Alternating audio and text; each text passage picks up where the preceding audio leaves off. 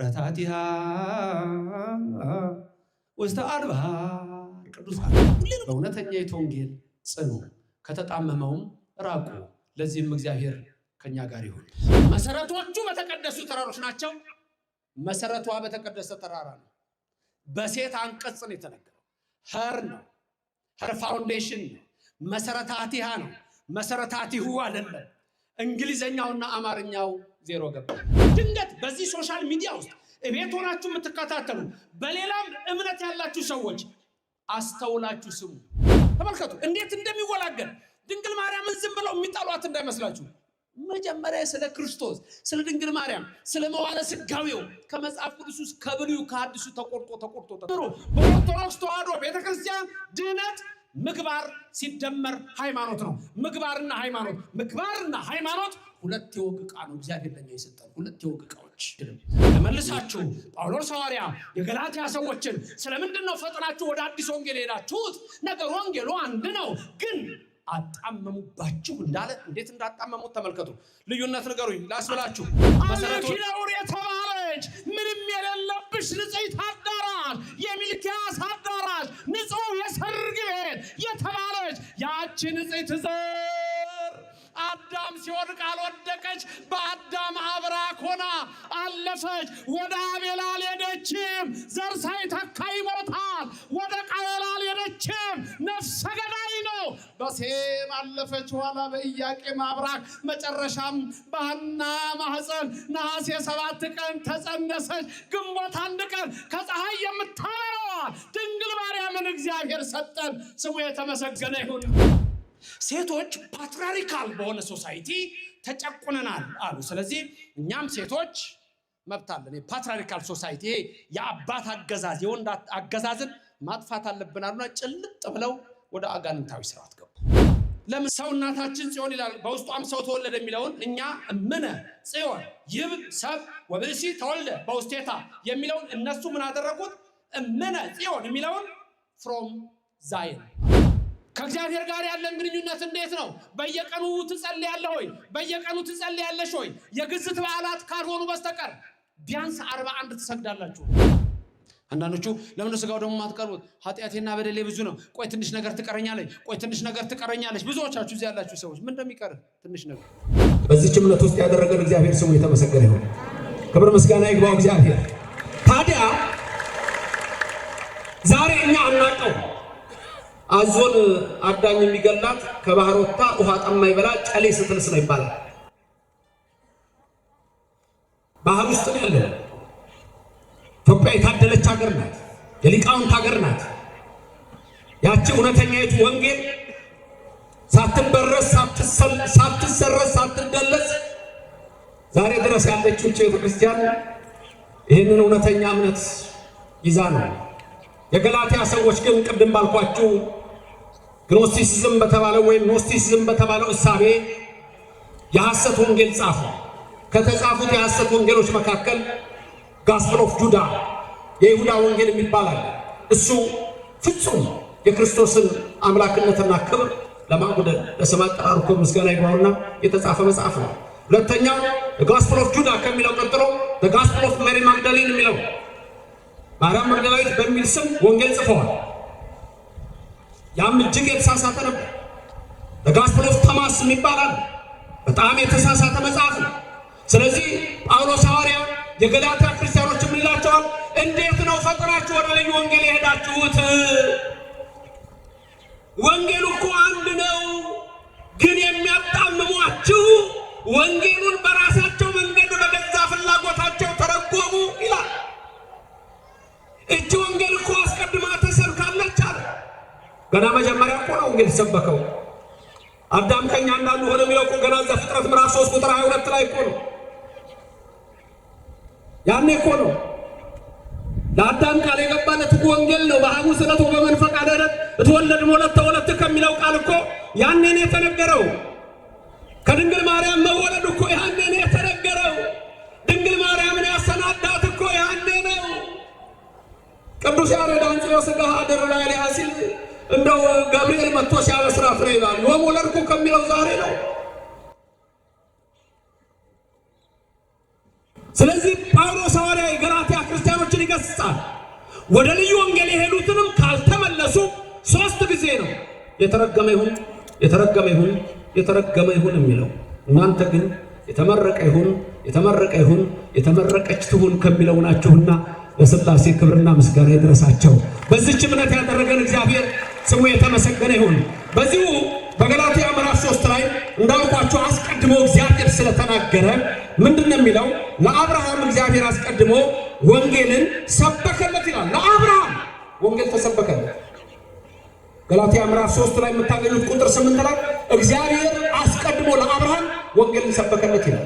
ብዙ ጊዜ ተሰበከለት። አንድ ያለው ለአብርሃም በዘር አሕዛብ ይባረካሉ ሲለው ወንጌል ነው። በተለይ አንድ ጊዜ 4ቱ ነገሥተ ኮሎዶጎሞር በአንድ ላይ ተነስተው 5ቱን ነገሥተ ሰዶም ወረሩ። የዛን ጊዜ የአብርሃምን ዘመድ ሎጥን ጭምር ከብቶቹንም ማርከው አራቱ ነገሥተ ኮሎዶጎሞር 5ቱን ነገሥታት ድል መጥተው ዘርፈው ወሬ ለአብርሃም መጣ። እንዲሆነ አሉት። አብርሃም በቤቱ ያሉትን ቆጠረ። ሄዶ ሎጥንም ሊመልስ ሄዶ እነዛንም ድል ሊመታ ስንት ሰው አገኘ? አብርሃም 318 ሰራዊት ይዞ 4ቱን ነገሥተ ኮሎዶጎሞር ድል ለማድረግ ሄደ። እውነት ነው፣ እግዚአብሔር ከሱ ጋር ነበረ። ዘመተ፣ እግዚአብሔር ድል ሰጠው። ከዛ በኋላ ሎጥንም ይዞ ተመለሰና መጣ። አሁን አብርሃም በ318 ሰው የአራት ነገሥታት ሰራዊትን ድል መጥቶ የ5 ነገሥታትን በደል ሲክስ፣ ይሄ አሁን የሰው ነው ወይስ እግዚአብሔር? የማን ነው? ከሰው ነው ወይስ ከእግዚአብሔር? ምን ይመስላችኋል? ከእግዚአብሔር። አንዳንድ ሰው በራሱ ሊመካ ይችላል። እኔ ነኝ ያደረኩት ሊል ይችላል። ነቀነቅ ነው አለችው አሉ እንቁራሪት በድልድይ ላይ ሄዳሉ። ከዝሆን ጋር ሲሻገሩ ዝሆኑም ሲሄድበት ድልድዩ እንዲህ ቀና ብላ ነቀነቅ ነው አለችው። ነቀነቅ አቅም ማቅ ሰው ሁሌ ራሱ ያደረገ ይመስለዋል። በማን ነው የምንኖረው? ንገሩ። በዚህ ሰዓት 5 ደቂቃ አየር ቢቆም ዓለም ላይ ሰው ይኖራል? በማን ነው የምንኖረው? ንገሩኝ። ፀሐይ ከማን ነች? ጨረቃስ ከማን ነች? ዝናብ ከማን ነው? ቀንና ሌሊት የሚፈራረቁት በማን ነው? ውሃዎች ከተፈጠሩ ጀምሮ የሚፈሱት በማን ነው? ንገሩኝ ሁላችሁም፣ በማን ነው? ክብር ምስጋና ለስሙ ይድረሰው። ምን ይመስለህ ከምና አማልክት እግዚኦ፣ ከአማልክት መካከል የሚመስለው አንተን ማን ነው? አንዲት ብልቃጥ ውሃ ማምጣት አይችሉም አማልክት የተባሉ ወይም የዓለም መሪዎች ወይም ነገሥታት የተባሉ። ሁሉን ማድረግ የሚችል የኔና የናንተ አምላክ ስሙ እግዚአብሔር የተባለ የሁላችን አምላክ ነው። ከዘላለም እስከ ዘላለም ለስም አጠራሩ ክብር ምስጋና ይግባው። ማን ይመስልሃል? ከአማልክት የሚመስልህ የለም ሲል ነው። አብርሃም ኃይል ተሰማው።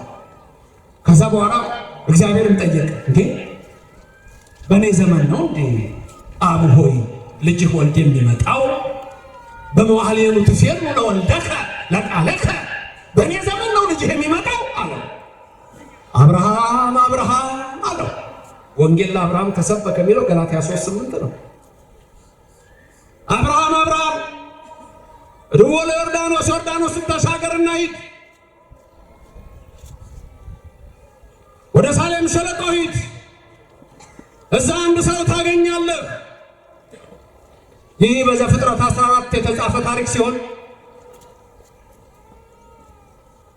ቅዱስ ጎርጎርዮስ ደግሞ ካሉን ቅዳሴዎች በአንዱ በቅዱስ ጎርጎርዮስ ቅዳሴ ላይ ይሄ በደንብ ተጽፏል። በተለይ የሆሳዕና ዕለት ስታስቀድሱ ይህን ቅዳሴ ትሰማላችሁ። አብርሃም ዮርዳኖስን ተሻገረ። ከዚያ በኋላ ሄደ። በሳሌም ሸለቆ እንዲህ ብለህ ተጣራ ብሎት ነበር። የእግዚአብሔር ሰው ሆይ ብለህ 3 ጊዜ ተጣራለው። ወደዛ ወደ ገባ ወደ ሞሪያ። ከዛ በኋላ 3 ጊዜ ድምፁን ከፍ አድርጎ ተጣራ። የእግዚአብሔር ሰው ሆይ፣ የእግዚአብሔር ሰው ሆይ፣ የእግዚአብሔር ሰው ሆይ ብሎ ተጣራ። የዛን ጊዜ መላ ሰውነቱ ጸግር የተመላ አንድ ታላቅ ሰው በዚያ ወጣ። ይህ ታላቅ ሰው ህብስተ አኮቴት ጽዋ በረከት ይዞ ህብስተ በረከት ጽዋ ይዞ እኖ በዛ ሰዓት ለአብርሃም መጣ፣ ተገለጠለት። ወንጌል ለአብርሃም ተሰበከች የሚለው ጳውሎስ ይህን ስለሚያውቅ ነው። መልከ ጼዴቅ ማን ነው? በአይሁድ ዘንድ ቁጥር የለውም፣ አባት እናት የለውም ይላል ቅዱስ ጳውሎስ በዕብራውያን 7። አባትና እናት የሉትም ማለት መልከ ጼዴቅ ቁጥሩ ከአይሁድ አይደለም፣ ከኛ ወገን ነው። እሱ ከአይሁድ ወገን አይደለም። ህብስተ አኮቴት ጽዋ በረከት ይዞ የተቀበለው አብርሃም ያ መልከ ጼዴቅ ቁጥሩ ከዚህ ነው፣ ከካም ልጅ ነው። ሞሪያ ተራራ ነው ሄደው። የሞሪያ ተራራ ኋላም ለንግስት ሳባ ሶሎሞን እንደ ኤምባሲ እንደ ዛሬ ኤምባሲ እንደሚባለው ለእሷ የሰጣት ነው። ያ ቦታ በጠቅላላ ጥንት በኢትዮጵያ ነው የተያዘ። ጌታ የተጠመቀበት፣ ጌታ የተሰቀለበት፣ ጌታ የተቀበረበት፣ ዮሐንስ መጥምቅ የሚያስተምርበት በጠቅላላ የኢትዮጵያ ቦታ ነበር። በጠቅላላ ይሄን ደግሞ በዚያው ዘመን የነበረ ሰው ጽፎ አስቀምጦታል። ያ ሙሉ ዶክመንት አለኝ። በዛው ዘመን የነበረ ሰው በሄደበት ሁሉ ያገኛቸው የነበሩት ኢትዮጵያን ነበር። ያ ቦታ ኢትዮጵያን ነበር። ቆስጠንጢኖስ ከነገሰ በኋላ ቅድስት እሌኒ ስትመጣ ግን በተለያየ እየሰፋ ሲሄድ የኛም ቦታ ለቀቀን። በቅርብ ጊዜ ግን በጣም የደነቀኝ ናሽናል ጂኦግራፊ በሰራው ዶክመንተሪ ላይ እዛ ላይ ምን አድርጎ አስቀምጧል? በ17ኛ ክፍለ ዘመን ኢትዮጵያውያን ግብር መክፈል አቅቷቸው ያን ቦታ ሌሎች ወሰዱት ተብሎ ተጽፏል። ያሳዝናል። እኛ እኮ እግዚአብሔር የሰጠን ክብር ታላቅ ነበር። እርስ በርሳችን ብንስማማ፣ እርስ በርሳችን ብንዋደድ፣ እርስ በርሳችን ብንፈቃቀር፣ የዓለምን ርኩሰት ብንተወው፣ ሁላችንም ያን የቀደመ ክብራችንን ብናይ፣ ዛሬ ያለው የተራ ሰዎች አስተሳሰብ የጄኔራል ዶቦኖ ጽሑፍ፣ የጣሊያን ጽሑፍ፣ የእንግሊዝ ጽሑፍ እሱ ዛሬ አውኮን እርስ በርሳችን ተከፋፍለን እንጂ የኛ አንድነትና ክብራችን ሲጸና ያን እግዚአብሔር እንዳለው እስከ ታላቁ ተራራ ድረስ የምንከብር ሰዎች ነን። የሚረግጥ የሚሰፍር ሕዝብ የተባለው ይህ ሕዝብ ነው። ለስም አጠራሩ ክብር ምስጋና ይግባው። ማንነትን ካላወቅ አላወቅም፣ ካወቅከው ታውቃለህ። ወገኖቼ መልከ ጼዴቅ ህብስተ አኮቴት ጽዋ በረከት ይዞ መጣ ማለት ወንጌል ብልጭ ብላ ታየች፣ አዲስ ብልጭ ብላ ታየች ይላል። ለአብርሃም ተሰበከለት። ያኔ ከዚች ወንጌል እንዴት ፈጥናችሁ ሄዳችሁ? ለዛሬው ምሳሌ የማረግላችሁ እንዴት ወንጌልን ወይም መጽሐፍ ቅዱስን እንደሚያጣምሙ መዝሙረ ዳዊት 86 ይሆናል። መዝሙረ ዳዊት 86 ላይ እዛ ላይ ምንድነው የሚለው? ስልካችሁ ላይ መጽሐፍ ቅዱስ ያላችሁ በአማርኛው በእንግሊዘኛው ታያላችሁ። በግዕዙ ደግሞ አንድ እዚህ ይነግረናል። ማውጣት ትችላላችሁ። መዝሙረ ዳዊት 86 ላይ መጽሐፍ ቅዱስን እንዴት እንደሚያጣምሙት፣ እንዴት ወደ ልዩ ወደሆነ ነገር እንደሚገቡ እሱ እንድታውቁት ስለምፈልግ ነው። መዝሙር 86 ላይ ምን አገኛችሁ? ምን አገኛችሁ? መዝሙር 86 ቁጥር 1 ላይ ምን የሚል ቃል አገኛችሁ? ያገኘ በግዕዙ እንሰማለን። ምን አገኛችሁ? በአማርኛ ወይም በእንግሊዘኛ? በእንግሊዘኛ ላይ የምታገኙት መዝሙር 87 ነው በእንግሊዘኛ። በእኛ መዝሙር 86 ነው።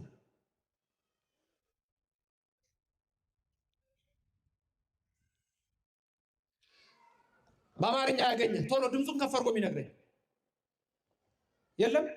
ስልካችሁ ላይ መጽሐፍ ቅዱስ የላችሁ? እቤት ነው ያላችሁ? እሺ መጽሐፍ ቅዱስ ያላችሁ እስቲ ምልክት ስጡኝ። እቤታችሁ መጽሐፍ ቅዱስ ያላችሁ፣ እቤታችሁ መጽሐፍ ቅዱስ ያላችሁ። እሺ የሌላችሁ መጽሐፍ ቅዱስ ቤታችሁ የሌላችሁ እሺ ሌሎቻችሁ ቢኖረኝ ባይኖረኝ ምን አገባህ ያላችሁ እንደሱ ነው ታዲያ እጅ ካላወጣችሁ ታዲያ ምን ልበላችሁ እሺ መዝሙር 86 ቁጥር 1 በአማርኛ ያገኙ ከዚህ ከሊቃውንቱ ልሰሙ ነው ከመምህሮቻችሁ ከካህናቱ እሺ ምን አገኘህ አባቴ እዚህ ነግረውኛል እሳቸው አንተ እጅን ያወጣው ምን አገኘህ ድምፅን ከፍ አድርገህ ና እስቲ ፈጠን ብለህ ና ወደዚህ ና ፈጠን ብለህ አይዞህ ና ግድ የለም ና ባለ ነጠላው መጣ እሺ ያኛውን ነበር ያልኩት አንተ ና እሺ በእንግሊዘኛው ያገኘ አንድ ሰው መዝሙር 86 ቁጥር 1 እንግሊዘኛው ላይ ሳም 87 verse 1 ምን አገኘ አባቴ መዝሙር 86 ቁጥር 1 በአማርኛው ምን አገኘ አቤቱ ጆሮን ወደኔ አዘንብል አይመስለኝም እሱ ስገምት አሁን ያለው ስንት ላይ ነው መዝሙር 86 87 አድርገው ስልክ ላይ አይደል ያለው 87 አድርገው እንዲሁ እንዳደናበሩን ይኖራሉ እነሱ ጽፈውት ነው እንዴ እሺ አገኘሃት ምን ትላለች መሰረቶቹ በተቀደሱ ተራሮች ናቸው ምኖቹ መሰረቶቹ እግዚአብሔር ይባርክ ምኖቹ ነው ያለ መሰረቶቹ እንግሊዘኛውስ ምን እንደሚለው መሰረቶቹ ለሴት ነው ለወንድ ነው ኧረ አሁንማ ለመጣ ነው እሱ ጋር መሰረቶቹ ለወንድ ነው ለሴት ጾታው ለሴት ነው ለወንድ አይደል እነሱ ያሉትን በሉት ድገሙት መሰረቶቹ በተቀደሱ ተራሮች ናቸው ምኖቹ መሰረቶቹ የሱ አይደል ወእቱ የሱ እሺ እንግሊዘኛው ላይ ምን እንደምታገኙት his foundation ነው የምታገኙት his foundation his second person singular gender male his foundation እናንተ እጅ ያለው አማርኛ መጽሐፍ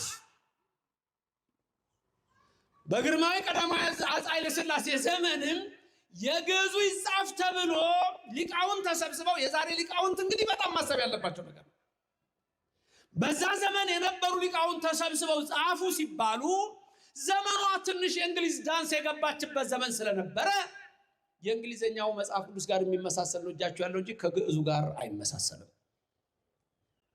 አያችሁ እንዴት እንደተጎዳን ተመልከቱ አሁን መሰረቶቹ በተቀደሱ ተራሮች ናቸው ይላል እንግሊዘኛው his foundation ነው የሚለው on the holy mountains his foundation on the holy mountains ልክ አማርኛው ጋር አንድ አይነት ነው መሰረቶቹ በተቀደሱ ተራሮች ናቸው ድንገት በዚህ ሶሻል ሚዲያ ውስጥ እቤት ሆናችሁ የምትከታተሉ በሌላም እምነት ያላችሁ ሰዎች አስተውላችሁ ስሙ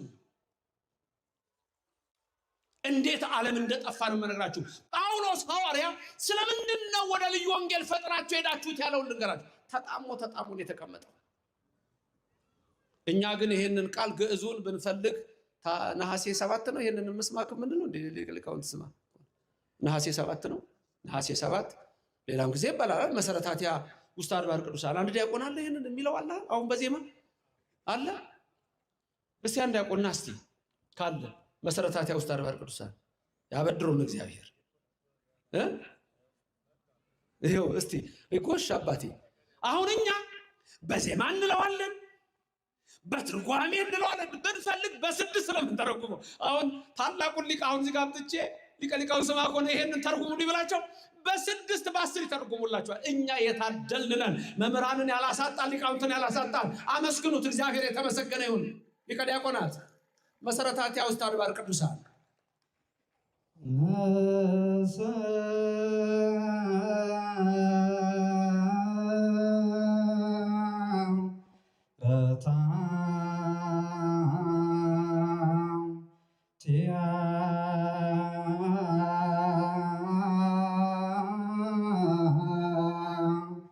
ውስተ አድባር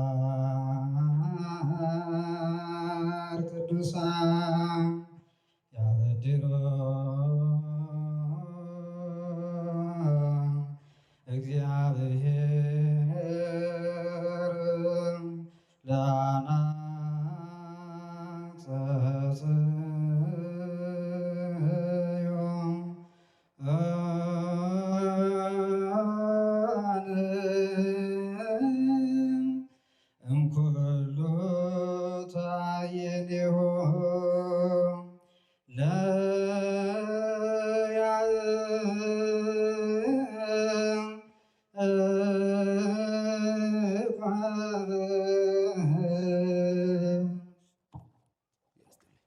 ዝማሬ ቃለ ሕይወት ያሰማል፣ ዝማሬ ብላት ያሰማል። አመስግኑት አመስግኑት። አሁን መጋቤ ብሉይን በጠራቸው መጋቤ ሐዲስን ጠርቼ ይህን ቃል ተርጉሙ ብላቸው ይተረጉሙላችኋል። ልዩነት ልንገራችሁ። አሁን በዜማ እንዳሉ መሰረታቲሃ ውስተ አድባር ቅዱሳን ሁሌ ነው የምንለው። መሰረታቲሃ መሰረታቲሁ አይደለም፣ መሰረታቲሃ ነው። ሂስ ፋውንዴሽን አይደለም፣ ሄር ፋውንዴሽን ነው። ተመልከቱ እንዴት እንደሚወላገድ። ድንግል ማርያምን ዝም ብለው የሚጣሏት እንዳይመስላችሁ። መጀመሪያ ስለ ክርስቶስ፣ ስለ ድንግል ማርያም፣ ስለ መዋለ ስጋዌው ከመጽሐፍ ቅዱስ ውስጥ ከብሉዩ ከሐዲሱ ተቆርጦ ተጥሏል። አሁን እናንተ ከዚህ ቤተክርስቲያን ለሚወጡ ሰዎች ማልቀስ ነው ያለባችሁ፣ ማዘን ያለባችሁ። ወዴት ነው የወጡት? ወዴት ነው ሄዱት? መጨረሻ እንደሆነ አዋጣ። የማቴዎስ ወንጌል ምዕራፍ 7 ቁጥር 21 ላይ በዛ ሰዓት ጌታ ሆይ ጌታ ሆይ ጌታ ሆይ ይሉኛል፣ እኔ ደግሞ አላውቃችሁም እላቸዋለሁ። ጌታ ሆይ በማለት መዳን አይቻልም፣ የተጣመመውን ወንጌል ስለያዙ። ምነው ይሉታል። ተአምራት አላደረግንም፣ ዕውር አላበራንም፣ ለምጻም አላነጻንም፣ ጎባጣ አላቀናንም ይላሉ እንደ አስቄዋ ልጆች እነ ይሁዳ። አይሆንም፣ አላውቃችሁም ቃሌን ሰምቶ የሚያደርገው ነው ይላል። ለዚህ ነው በዚህ ቤተክርስቲያን ውስጥ በየጊዜው ሂዱ ተብሎ እንደታዘዘው በማቴዎስ ወንጌል ምዕራፍ 28 ቁጥር 19 ላይ ሂዱና አሕዛብን ሁሉ አጥምቁ፣ ያዘዝኳቸውን ሁሉ እንዲጠብቁ አስተምሩ። በኦርቶዶክስ ተዋሕዶ ቤተክርስቲያን ድነት ምግባር ሲደመር ሃይማኖት ነው። ምግባርና ሃይማኖት ሁለት የወግ ዕቃ ነው እግዚአብሔር ለኛ የሰጠን፣ ሁለት የወግ ዕቃዎች። እነዚህ የወግ ዕቃዎች በሚፈለጉበት ሰዓት መውጣት አለባቸው። ምግባርና ሃይማኖት ናቸው። ምግባርና ሃይማኖት የሌለው ሰው ሊድን አይችልም። ለመልሳችሁ ጳውሎስ ሐዋርያ የገላትያ ሰዎችን ስለምንድን ነው ፈጥናችሁ ወደ አዲስ ወንጌል ሄዳችሁት? ነገር ወንጌሉ አንድ ነው፣ ግን አጣመሙባችሁ እንዳለ እንዴት እንዳጣመሙት ተመልከቱ። ልዩነት ንገሩኝ ላስብላችሁ። መሰረቶቹ በተቀደሱ ተራሮች ናቸው። መሰረቶቿ በተቀደሱ ተራሮች ናቸው። His foundation is in the holy mountains. ሁለተኛው ደግሞ her foundation is in the holy mountains. መሰረቶቹ በተቀደሱ ተራሮች ናቸው። መሰረቷ በተቀደሰ ተራራ ነው። በሴት አንቀጽ ነው የተነገረው። her ነው፣ her foundation ነው። መሰረታቲሃ ነው፣ መሰረታቲሁ አይደለም። እንግሊዘኛውና አማርኛው ዜሮ ገባ። ተመልከቱ። እንዲህ ነው ስህተት የሚፈጠረው። ለዚህ ነው የኢትዮጵያ ኦርቶዶክስ ተዋሕዶ ቤተክርስቲያን ሊቃውንት፣ እዚህም ያላችሁ የብሉይ መምህራን፣ የሐዲስ መምህራን፣ ሌሎችም የሊቃውንት መምህራን ሁላችንም ብንሆን የግዕዙ ወደ አማርኛ የሚተረጎምበት ሙሉ በሙሉ መፈቀድ እና መሰራት አለበት። እንዲህ ነው ሰው የሚወድቀው። መሰረቶቹ አሁን ምንድነው እንደዛ ቢባል ችግሩ ካላችሁ፣ መጀመሪያ ትክክለኛ ትርጉም አይደለም። ቆይ እኔ አንድ ጊዜ የውጭ ሀገር ሰው ነው እርግጥ his foundation is in the holy mountain የሚለው ምንድነው አልኩት። መሰረቶቹ በተቀደሱ ተራሮች ነው የሚለው። እስቲ እናንተ ምን ትላላችሁ? መሰረቶቹ የማ መሰረት ነው በተቀደሱ ተራሮች የሚኖረው? እኛ አሁን እንደሰማችሁት መሰረታቲያ ውስጥ አድባር ቅዱሳን ብለን የያዕቆብን ድንኳኖች እንዴት እንደሚወድ ከገጠሩ ከተማ ያለ በትርጉም የሚነገረውን ቤተ መቅደስ ልንል እንችላለን፣ ቤተ ክርስቲያን ልንል እንችላለን። እመቤታችንን ደግሞ እናመጣለን። ተመልከቱ። መሰረቶቿ የሚለው አንዱ ትርጉም ለእመቤታችን ነው። የሚነገረው በሴት አንቀጽ ነው። ቤተ ክርስቲያን በወንድ አንቀጽ ነው የምትነገረው፣ በሴት አንቀጽ በምንድን ነው? ሰላም ለከ ቅዱስ ቤተክርስቲያን፣ ሰላም ለከ ቅዱስ ቤተክርስቲያን ነው። ሰላም ለኪ ቅዱስ ቤተክርስቲያን፣ ሰላም ለኪ ቅዱስ ቤተክርስቲያን። ቄሱ ሲል ሁል ጊዜ ንስግድ ካለ በኋላ ሰላም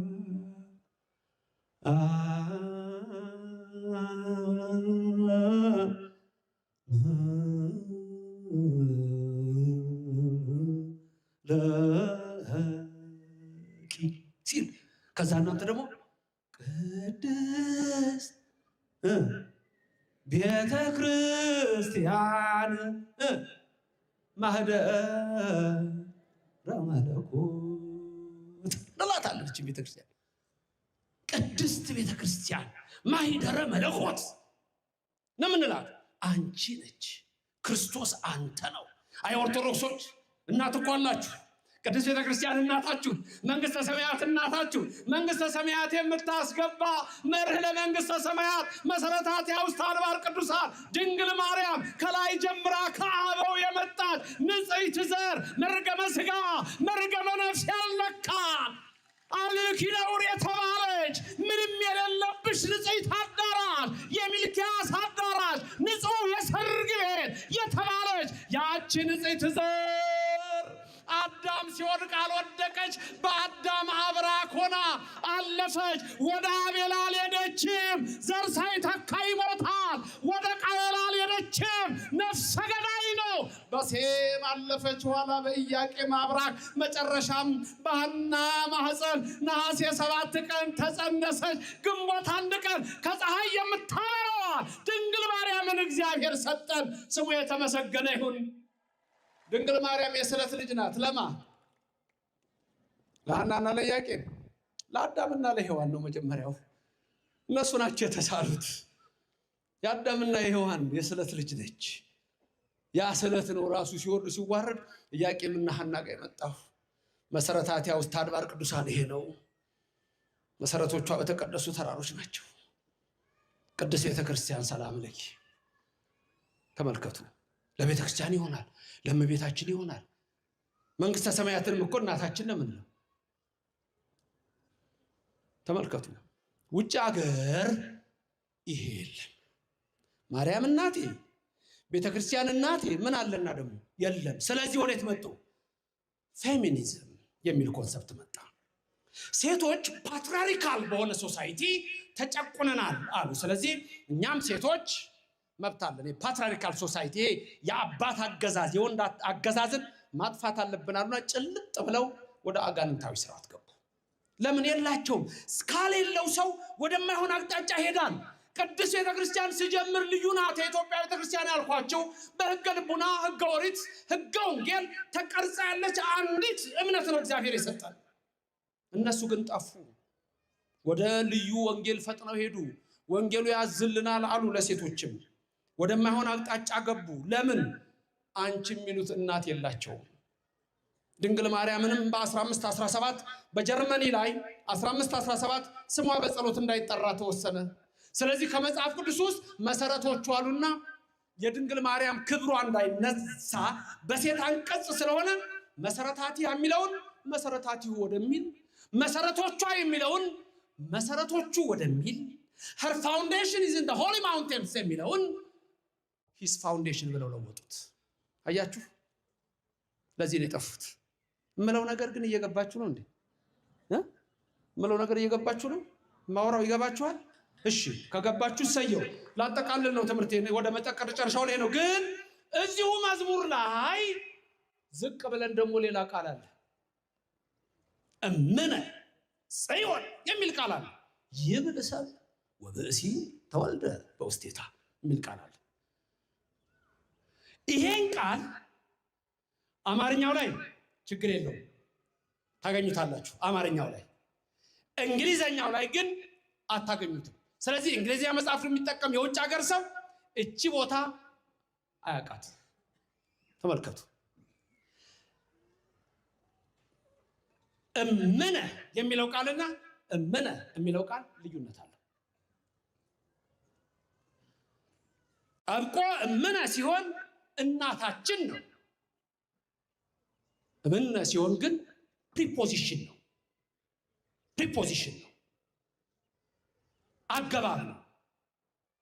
ትርጉሙም ከየሚል ትርጉም ሊኖረው ይችላል። በብዙ ሊፈታ ይችላል። እዚህ ጋር ግን ቀጥሎ ላስብላችሁ። ሰው እናታችን ጽዮን ይላል። በምንድን ነው የምትሰሙት ቋንቋ? የትኛው ነው በደንብ የምትሰሙት? አማርኛ ነው? እሺ ከኔ ቀጥላችሁ በሉ። ሰው እናታችን ጽዮን ይላል። በውስጧም ሰው ተወለደ። ቃሉ ግን ይገርማል አይደል? ሰው ምን ይላል? እናታችን ጽዮን በውስጧም ሰው ተወለደ። ይደንቃል እኮ ስታዩት። ሰው እናታችን ጽዮን ይላል፣ በውስጧም ሰው ተወለደ። ይሄ ምስጢረ ሥጋዌ ነው። ሰው እናታችን ጽዮን ይላል። እሺ ጽዮን ኢየሩሳሌምን ጽዮን ልንል እንችላለን። ዋናው ግን እዚህ ጋር ስናመጣ ይሄ መዝሙር በነገራችን ላይ መዝሙር 86 ስለ 3 ነገር ይነገራል። ሲጀምር ገና ስለ ትሩፋን ሊሆን ይችላል፣ ስለ እመቤታችን አለ፣ ስለ ምዕመናንም አለበት ብሎ ነው የሚጀምረው የአባቶቻችን ትምህርት። ሰው እናታችን ጽዮን ይላል፣ በውስጧም ሰው ተወለደ የሚለው ቃል ዝም ብላችሁ ስታዩት ስለ ድንግል ማርያም ሊሆን ይችላል አይችልም? ይችላል አይችልም? ይችላል። ምክንያቱም ሰው እናታችን ጽዮን ይላል፣ ድንግል ማርያም በውስጧም ሰው ተወለደ፣ ከስጋዋ ስጋ ከነፍሷ ነፍስ ነስቶ ወልድ ከድንግል ማርያም ተወለደ። ተመልከቱ። ወደዚህ እንመጣለን። መሰረቶቿን ከላይ አመጣ ነገረን። ከዛ በኋላ እሷ ደግሞ ወልድን እንደምትወልደው ተነገረ። ይሄን ቃል እንግሊዘኛው ላይ ምን ብለው እንደተረጎሙት ልንገራችሁ። ሰው እናታችን ጽዮን ይላል፣ በውስጧም ሰው ተወለደ የሚለውን እኛ እምነ ጽዮን ይብ ሰብ ወብእሲ ተወልደ በውስቴታ የሚለውን እነሱ ምን አደረጉት? እምነ ጽዮን የሚለውን ፍሮም ዛይን አሉት። ተመልከቱ። ፍሮም ዛይን ፍሮም ዛይን ካለ ምን ሊሆን ነው? ከጽዮን እናታችን ጽዮን ይላል የሚለው እንግሊዘኛው ላይ አታገኙት። እንደዚህ ነው ነገር የተበላሸው። እንደዚህ ነው እምነት የጠፋው። ዝም ብሎ እንዳይመስላችሁ። ለዚህ ነው የኢትዮጵያ ኦርቶዶክስ ተዋሕዶ ቤተክርስቲያን ምዕመናን የግዕዙን ትምህርት መማር፣ ማወቅ፣ መመርመር ወደ መምህራን ወደ ሊቃውንት እየቀረቡ ማወቅ ያለባቸው። ሁሉም ሰው ማወቅ ነበረበት ግዕዝ። ሁሉም ሰው አሁን አንዳንዴ ይገርመኛል። አንድ ቀን ዋሽንግተን ዲሲ የአንድ ፕሮፌሰር አለ ካቶሊክ ዩኒቨርሲቲ ኦፍ አሜሪካ ክላሱን እንዳይለት ጋብዞኝ ሄጄ ነበረ። ነጮቹ ቁጭ ብለው ግዕዙን ወደ እንግሊዘኛ እንዴት አድርገው እንደሚተረጉሙት ግዕዙን። እኔ እኮ እኛ ምን ሆነናል ነው የምለው አንዳንዴ። ምን ሆነናል? ስለዚህ ዝም ብለን የምንኖርበት ዘመን አይደለም። ቤተክርስቲያናችንን እንወቅ። የምናውቃት ደግሞ እንዲሁ ዝም ብሎ በዛ እየዞሩ ባለ ነገር ሳይሆን ወደ ውስጧ ገብተን ነው፣ ወደ መምህራን ተጠግተን ነው። ምንድነው የሚለውን ማወቅ ነው። ጳውሎስ ሐዋርያ የገላትያ ክርስቲያኖችን የራሳቸውን ነገር ባለማወቃቸው ወደ ሌላ በመሄዳቸው እነሱንም ገስጾ ልዩ ወንጌል የሚያስተምሩትንም የተረገሙ ይሁኑ ብሎ ከአንዴም 3 ጊዜ ይናገራል። መርገም ይደርስባቸዋል። ወንጌል የሚያጣምም ሰው መጨረሻው ሁርምኔ ነው፣ ከኔ ወግዱ ነው። ታምር ሰራው፣ ለምጻ ነጻው፣ ጎባጣ ቀናው አይሰራም። ስለዚህ ወደ ልዩ ወንጌል ፈጥናችሁ አትሸጋገሩ ይላል። ወንጌሉን እኮ ይዘውታል ግን አያውቁትም።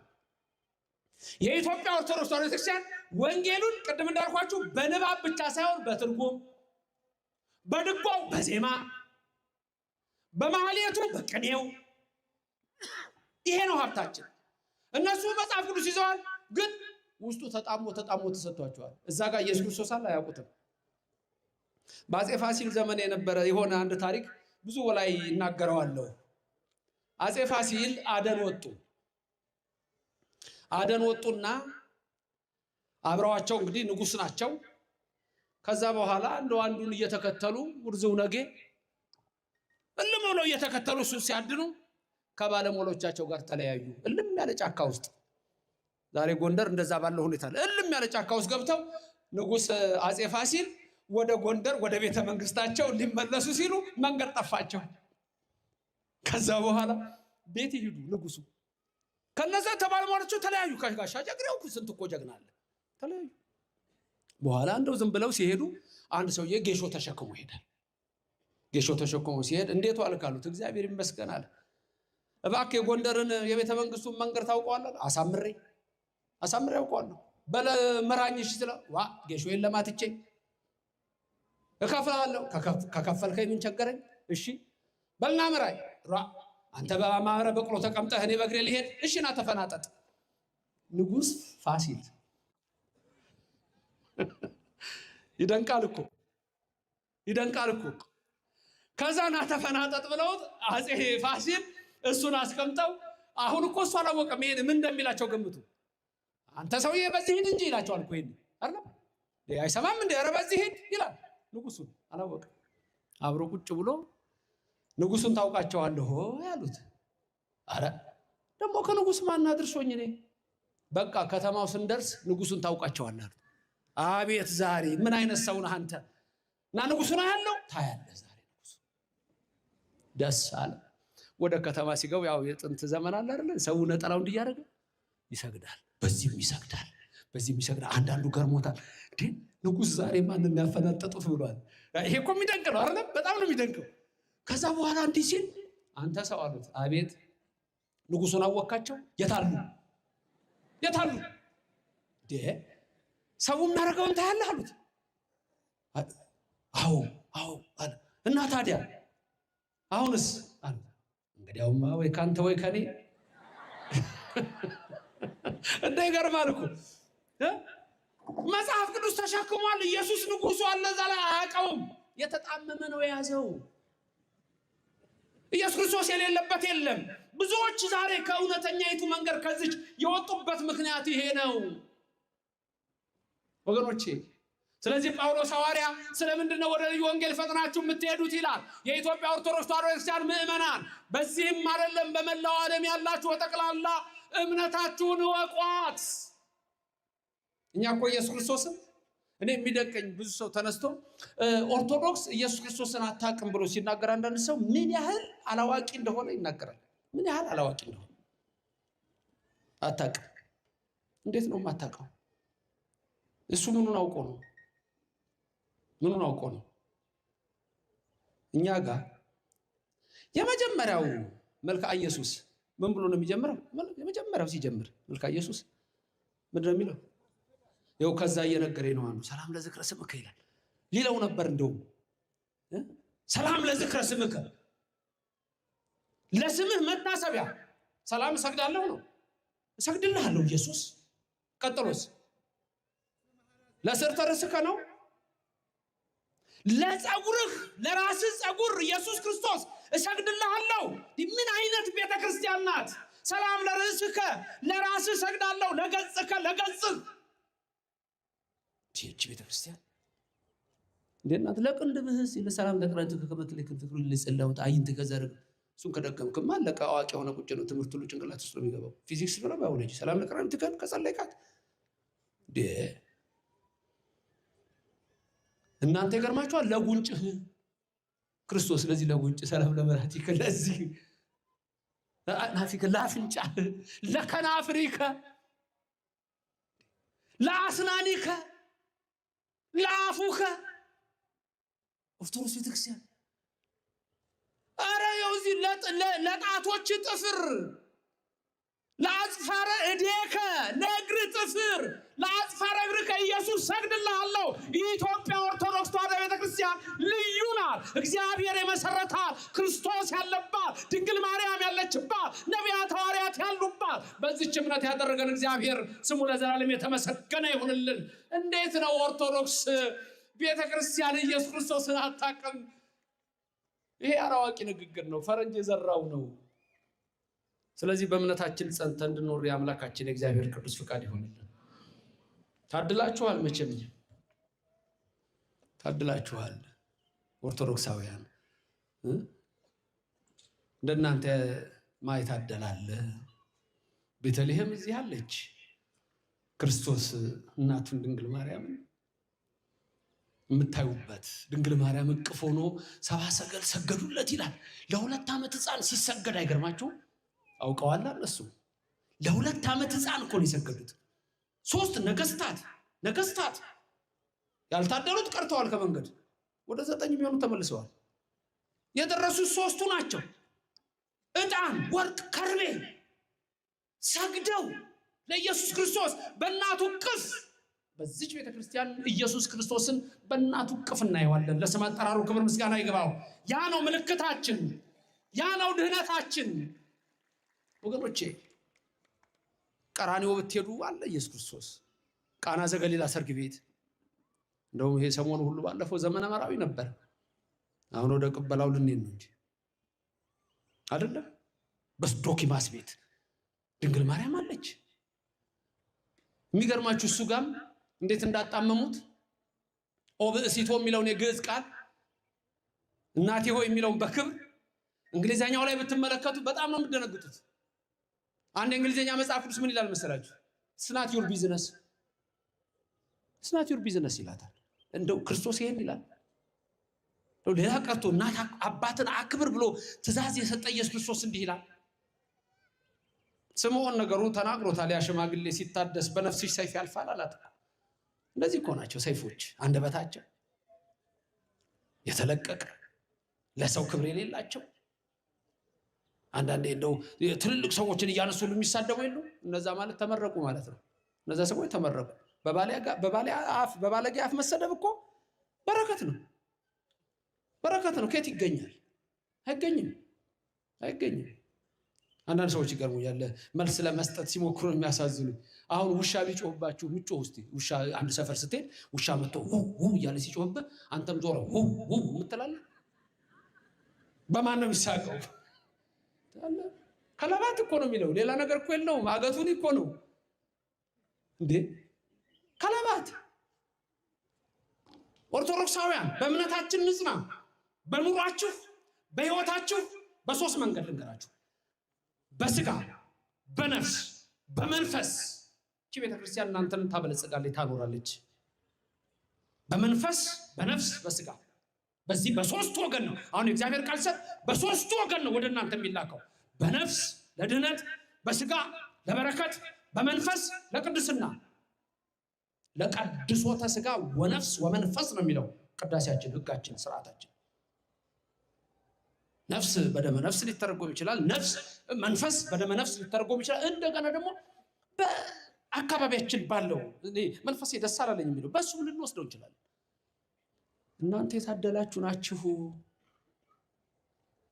ኑሮ መሯል። ምንድን ነው የሚለው? 2 ዓሣ 5 እንጀራ የሚያበረክተው አምላክ አለ አይደለም? ጠጋ በልና እጅህን ዘርጋ ለደቀ መዛሙርቱ ሲሰጥ ገባ። አንተም እንዴ አትቅር፣ አንቺም አትቅሪ፣ ግቡ። የታደለ ኦርቶዶክሳዊ ነው። ኑሮ ቢመር ቢጎድል እንደ ዶኪማስ ጓዳ። ወገኖቼ በህይወታችሁ ተስፋ የሚያስቆርጥ ክርስቲያን መጀመሪያ ተስፋ አይቆርጥ። ይሄ ዘላለም የሚባል ነገር ነው። አንደኛ ሁል ጊዜ ተስፋ መንግስተ ሰማያት ናት። በሌላው ግን በእያንዳንዱ እንቅስቃሴያችን በምናደርገው ነገር ሁሉ የእግዚአብሔር በረከት ለኛ ነው የሚገባው። በሶስት መንገድ ነው የእግዚአብሔር በረከት እንደ ዝናብ በእናንተ ላይ የሚወርደው፣ በነፍሳችሁ፣ በስጋችሁ፣ በመንፈሳችሁ። አሁንም በነፍስም በስጋም በመንፈስ እግዚአብሔር ያክብራችሁ፣ የልባችሁን ይፈጽምላችሁ። በቅድስና ህይወት ውስጥ መመላለስ ማለት ይሄ ነው። ስለዚህ ሁላችሁም ወደ ኃያሉ አምላክ ወደ ኢየሱስ ክርስቶስ ቀርባችሁ ወደ ስጋውና ወደ ደሙ መምጣት አለባችሁ። እሱ ነው ማህተሙ፣ እሱ ነው መጨረሻው። ህብስተ ሕይወት ዘላለም፣ የዘላለም ህይወት የምትወርሱት በዛ ነው። አሁን ቅድም ስለሌሎች እንዴት ከአንዲቱ እምነት እንደወጡ ጳውሎስ የነገርን ተነጋግረናል። በዚህ ቤተክርስቲያን ውስጥ ያለን ሰዎች ደግሞ ምንድነው የሚቀረን? ምንድነው የሚጎለን?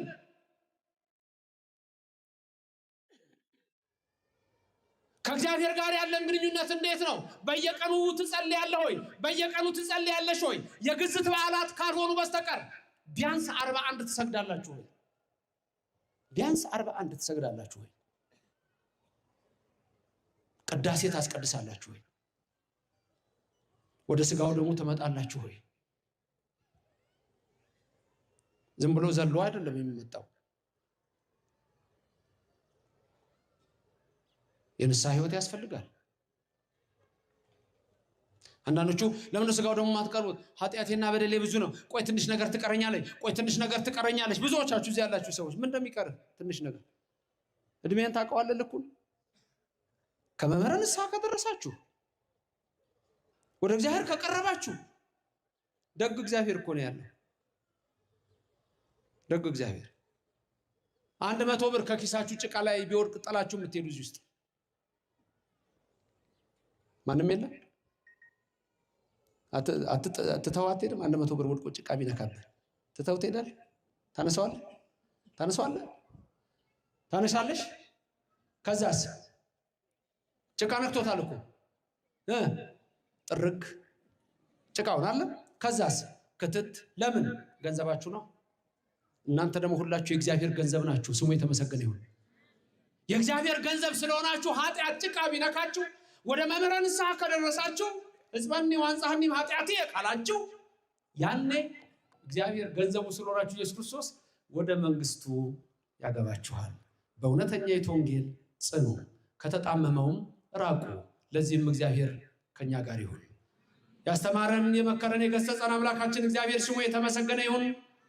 ቅድስት ድንግል ማርያም በቀኝ በግራ ትቁምላችሁ፣ ከፊት ትምራችሁ፣ ከኋላ ትከተላችሁ።